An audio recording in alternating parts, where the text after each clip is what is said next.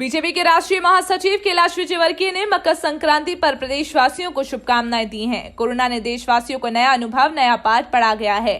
खान पान, रहन सहन बदल गया है। पिज्जा और मैदे की जगह काजू बादाम ही लें, इम्यूनिटी पावर बढ़ाने के लिए सतत चलते रहें। भगवान सूर्य नारायण ये संदेश देते हैं, मकर संक्रांति पर्व से शुभ कार्य की शुरुआत होती है।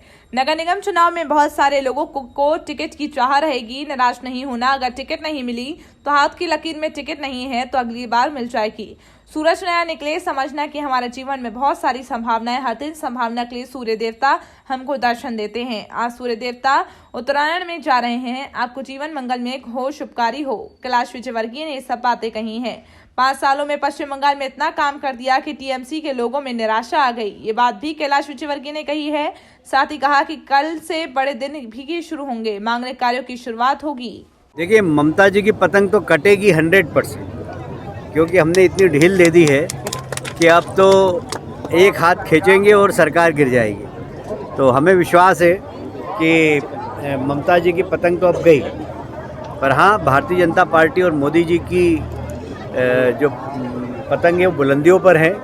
पर कितनी भी बुलंदी पर हो, सावधानी बहुत ज़रूरी है, क्योंकि कभी भी हवा का कोई भरोसा नहीं, बरसात का कोई भरोसा नहीं। बरसात का बादल तो दीवाना है, क्या जाने किस राह पे चलना है, किस छत को भिगोना है। इसलिए सावधानी बहुत ज़रूरी है। मुझे बहुत प्रसन्नता है कि मोदी जी ने किसानों के लिए बहुत अच्छा बिल पारित किया। इस देश के 99% किसान उनके समर्थन में हैं, पर कुछ किसानों के नाम पर इस देश के अंदर राजनीति हो रही है। उसके पीछे कुछ ऐसी ताकत काम कर रही हैं जो देश का हित नहीं चाहती, जो मोदी जी के विरोधी हैं। मोदी जी के विरोध करना चाहिए। मैं प्रजातंत्र में विरोध होना चाहिए, पर उसके कारण देश का विरोध हो, देश की बदनामी हो। अभी मैं आपको बताऊं कि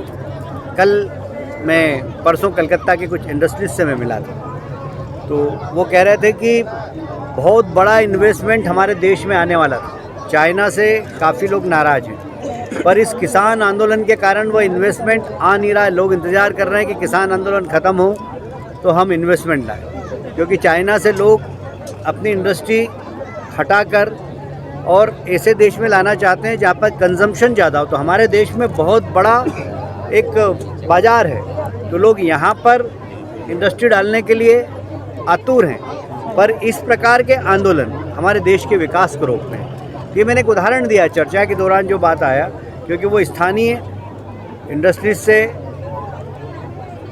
पार्टनरशिप करके यहाँ पर बाहर का इन्वेस्टमेंट आने की, तो बोला आ नहीं रहा, इसलिए नहीं आ रहा है। तो कभी कभी कोई आंदोलन कितना देश को नुकसान पहुँचाता है, ये मैंने आपको बताया। आज यदि बाहर का इन्वेस्टमेंट आता, इंडस्ट्री खुलती, तो हमारे कितने बेरोजगार नौजवानों को रोजगार मिलता।